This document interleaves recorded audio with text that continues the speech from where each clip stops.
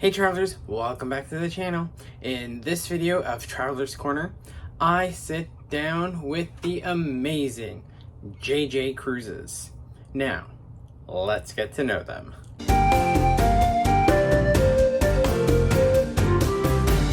Jared, thank you so much for joining me here on Traveler's Corner.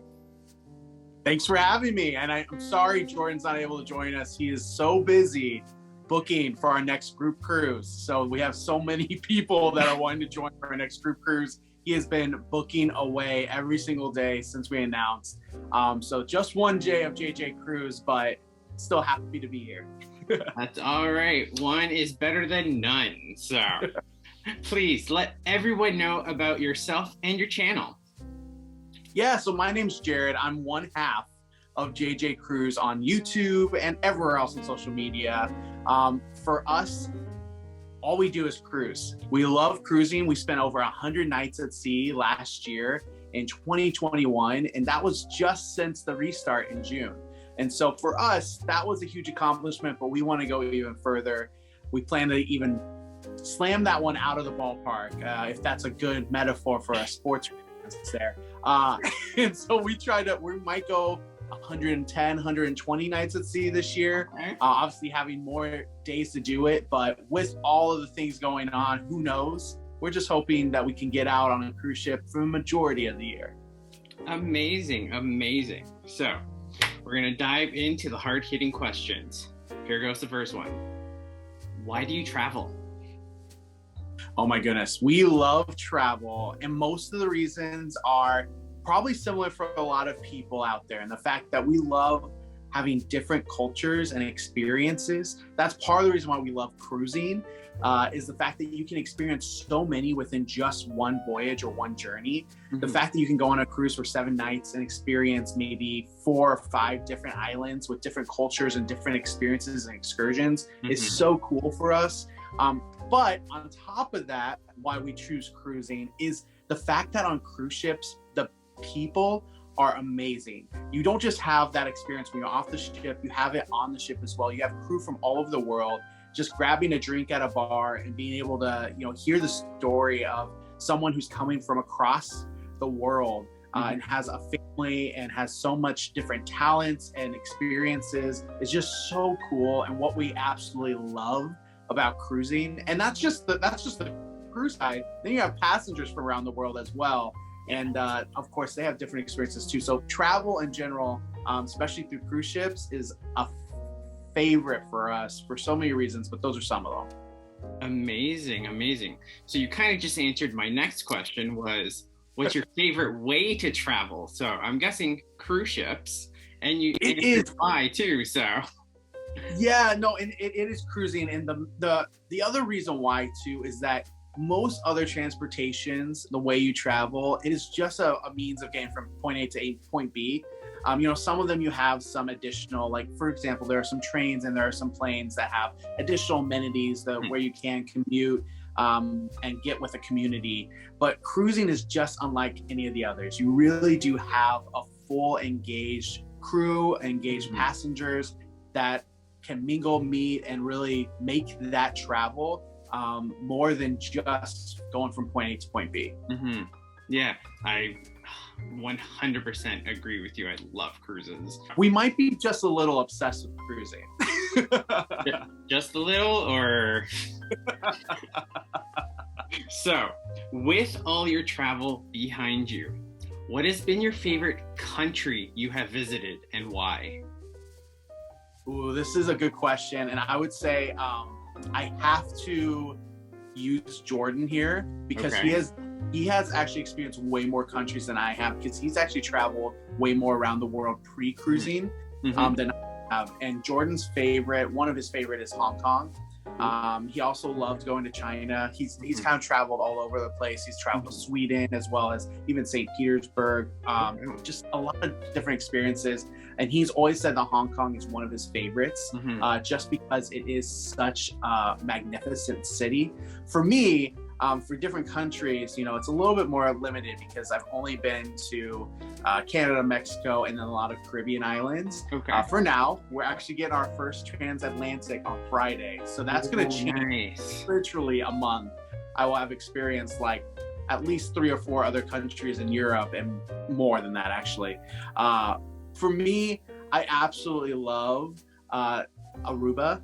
Aruba is a fantastic place. I also really found an affinity to Bonaire for cruising.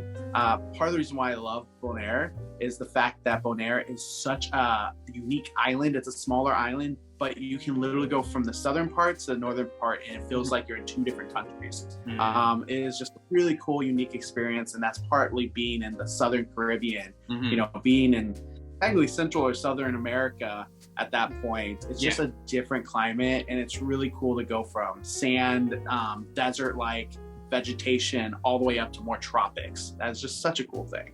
Oh, very nice. That's one spot I haven't hit yet, but is on my bucket list. So Very nice.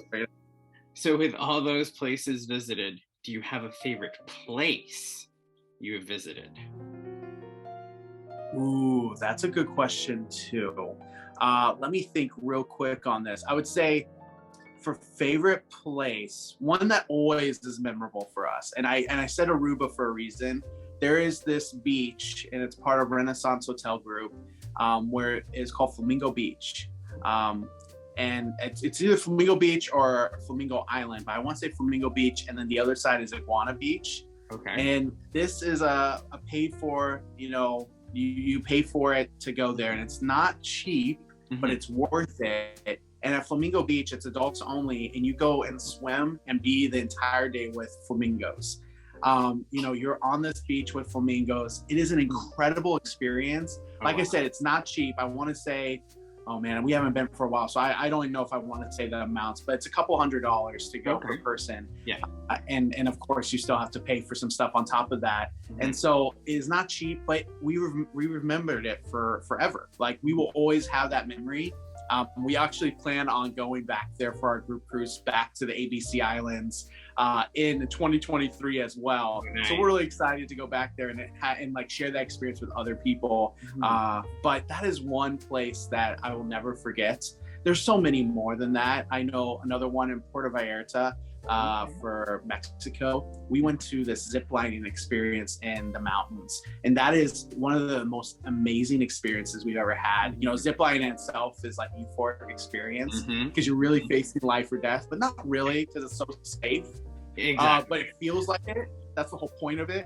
It's like skydiving, but a little bit safer, I would say.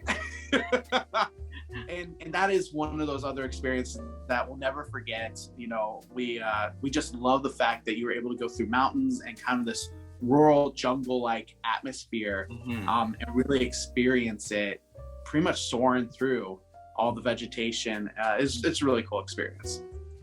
So, touching on that point a little bit, is there a favorite thing you have done on your travels? Ooh, good question. So, I mean, both of those, I guess the zip lining and, you know, swimming with flamingos definitely are 2 favorites for us. I would also say the fact that whenever we travel, we try to explore in whatever unique cultural ways are there at ports. You know, one thing that we love doing is food tours, because I think food is one of the easiest ways to understand a culture and connect with it. It's not meaning that you're going to understand it fully, but it's a way that you can connect and understand why the people tick the way they do. It's just because of their different types of, you know, if it's a spicier food, or if they're really into plantains, which is very popular, obviously, in a lot of Caribbean islands. And then also the way they present it. The fact that sometimes it comes with dancing and performance or music, and sometimes it's just on a wooden plank, you know, and all you're eating off of is a wooden plank, and it tastes amazing and delicious, and you're just like, why can't I have it every day? I don't need plates anymore. Give me a wooden plate with this food on it, and I want it. Exactly.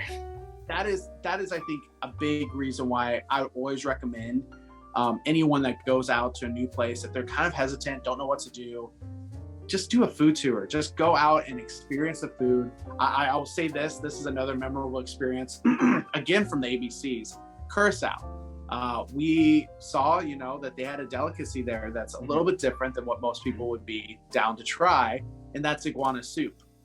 So we went ahead and had iguana. We found a place. it was serving it. We asked, they're like, yep, we have it. So both Jordan and I grabbed a bowl and we had some iguana soup. I mean, these are the experiences that you won't just find, you know, in your local community. And if Exactly. you do, great for you. But if you don't, I mean, these are the experiences that you need to kind of remember for a lifetime. You know, there's also a lot of experiences across the islands that are very unique to each island, but that's just one of them for Curacao. Oh, amazing. So again, tying into my next question there. So you guys do eat local, but what has been your favorite thing you have eaten on your travels? Oh boy, that is a great question because we've had so much good food. And it can be on a cruise ship too, you know, it doesn't have to be on a port or something like that. There might have been a dish on one of your many cruises that you've enjoyed. Yeah, and that's the thing. It's not because I haven't had many great dishes, it's because it's all so great. You know, just recent experience from one of our celebrity cruises, we were blown away with Celebrity Reflection. And Celebrity Reflection is a little bit, not old ship, but it's older than the newer class. And it's a small ship. And so, of course, you know, you have preconceived thoughts about, you know, well, it's not going to be the best of the best. Not the case. Celebrity Reflection has this long club grill, and it's out on the lawn. And it's American barbecue grill, not barbecue as in like slathered with barbecue sauce, but just like grilled to perfection. And we had an incredible steak there. And I'm a steak snob. I come from Nebraska. My grandparents are ranchers. So I grew up with steak. You know, we would have steak sometimes just because we had it in the freezer, you know, or in the fridge. We didn't, you know, it was a weekly occurrence sometimes for us to have steak. It wasn't like a lot of families where it's a, you know, a one time per year thing. And so I know steak, and it was fantastic. It was perfectly cooked. The service was incredible. That's a cruise ship experience for you on Celebrity Reflection. For other experiences, I'll bring this back to our wedding. Jordan and I are married. We were married in Cancun, Mexico, and we were so pleasantly surprised that the all-inclusive that we had our wedding at actually had a Mexican meal, but we could not taste it. We could not try it beforehand. Like a lot of weddings, you know, you taste the food, you taste the cake. We weren't able to do any of that. We just had to go with it, and it was one of the best Mexican meals we have ever had. It was so authentic. There were so many. It was a buffet, so you just had whatever you wanted, and it was delicious. And on top of it, we had a tres leches cake, and it is by far the best tres leches cake we've had. And I guarantee you, this is not just because of bias of it being our wedding. All of our guests were raving about it. They were like, how, like, I would come back here for a wedding just for the food. Like, it doesn't even matter that's beautiful, just for the fact that the food is incredible. And so, I mean, even though Mexico is a place a lot of people have been, it's a place as well that has amazing food. We've had street tacos in the supermercados at Cancun, and those are incredible as well. So you can just have such good local food dishes wherever you go. Yeah, it's just sourcing it out, finding it, and not telling anyone so you can keep it a little secret. Exactly. So again, with all your travel behind you, is there a dream location that you're dying to hit up? Yeah, so between Jordan and I, we both have kind of come to the realization that there are a few that are the same. We definitely have Australia on that list. We want to go to Australia. We've met so many great people from Australia, and now we just want to go and cruise there, as well as maybe spend some land travel on there as well. We always are told, wherever you are told to go, it's almost always that the locals are like, you can't just cruise, you have to stay there for like a month. And it's like, well, that's not always possible. But if we could stay a week, we would. So Australia is one of them. We also would love to go ahead and do a safari at some point. We'd love to do a safari and go to like Africa, somewhere in Africa. South Africa has always been an affinity for us because we've met so many great crew members there. So we'd love to go there. I still need to go to Hong Kong, and Jordan would love to go back. And then another one that's on a lot of people's bucket list, and we think we're going to cruise there first because we want to get a feel for it. It's going to be like Tahiti. We would love to go to Tahiti, but we have heard good and bad We've heard that, you know, it's overpriced if you go there for a week. And so we're like, maybe we'll cruise there and just experience Tahiti and see for ourselves. But we'd also love to go to Bali. We have friends that have been in Thailand and have lived there. So, I mean, just there's so many places, but those are a few. Very nice. Very nice. A few of those places on my bucket list as well. So good. Now, with all the travel, like I said, behind you and everything, is there a place that you're dying to go back to see more, to adventure more in? Yes, great question. Alaska.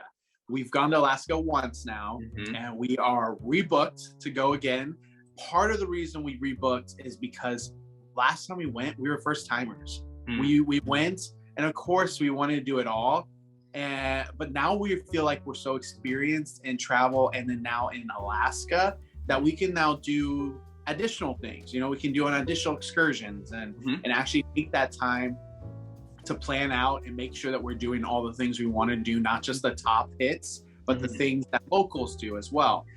We did a mix of that last time. Also, I was working the last time we went to Alaska, so I wasn't able to get out until after 5 p.m. Central Time. And now I won't have that problem. I won't be working like that. We will still be travel agents here, and we'll still have a lot of work to do.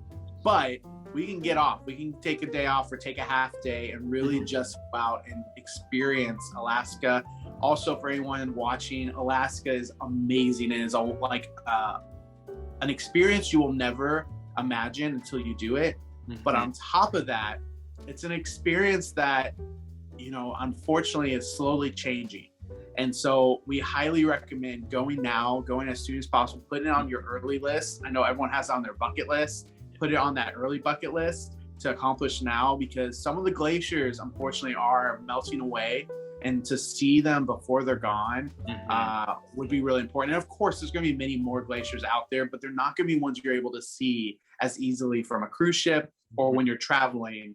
And so it's one of those things that we just recommend for anyone watching, go out and do that. Yes. Agree 100%. Sadly, that place is on my bucket list. I haven't reached there yet. It's so close, but not just yet. So hopefully soon. Hopefully.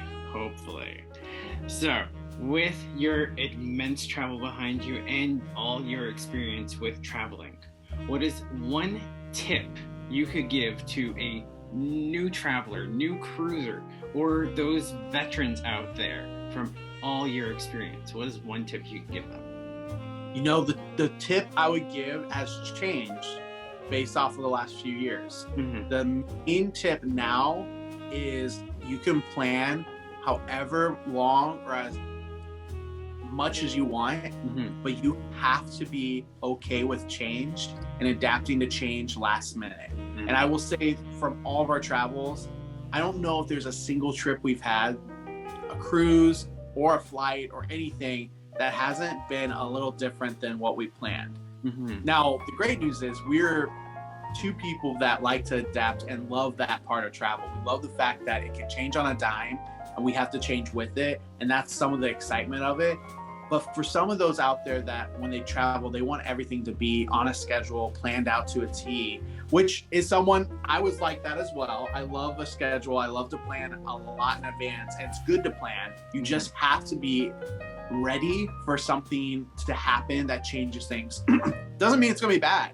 You know, we've had, for example, we're not going on our transatlantic. We're not going to Seville, Spain anymore. We're going to go to Malaga. That's not a problem. That's not necessarily a bad change. But if you put all of your eggs in Seville, you're now feeling like everything's gone and taken from you. And that's kind of one of those things that you just have to adapt easily. You have to realize that that's part of travel, and that's a great part of travel. Is sometimes maybe that happens for a reason. Maybe you're able to not go to Seville anymore, but go to Malaga and have this amazing wine and tapas experience that you were not going to have originally at Seville. So just adapt to change. That is a top tip, and I think that'll be a top tip for at least another year. Amazing tip. Yeah, that's my thing too. I like to have a structure. I like to have a little plan when going, but you need to be a little free. You need to be able to, adapt and change as you go, because we've seen in the last 2 years, change is everything. So Everything, yep. Jared, thank you so much for joining me here on Traveler's Corner. Please let everyone know where they can find you both. Yeah, thank you so much for having us. We're JJ Cruise. I'm Jared. Jordan is, busy booking away. But you can find us on YouTube. Just search JJ space Cruise. I think if you put it together, I'll probably still find it. We have a good community of about 22,000, a little over 22,000 subscribers out there. And actually, I always say this too, for our videos, we actually have about 60% of people that don't even subscribe to us, but watch all our videos. So I like to say that we probably have closer to 50,000 people that watch us every single video. But it's just a kind of fun thing to note. Also, you can find us on Instagram at Cruise with JJ. And you can find us on Facebook. That's JJ Cruise FB, F as in face, B as in book. We do have a private page as well. That's for our Patreon community. So if you find JJ Cruise community page, it'll redirect you to the JJ Cruise Facebook page, which is completely public and free to join. Amazing. Again, thank you so much for joining me. That was a great time spent with Jared. And sadly, Jordan couldn't join us, but he was there in spirit. Now guys, head down below and take a look at their channel. They have some amazing videos out there. And I'm gonna see y'all next time here on Nick Tours.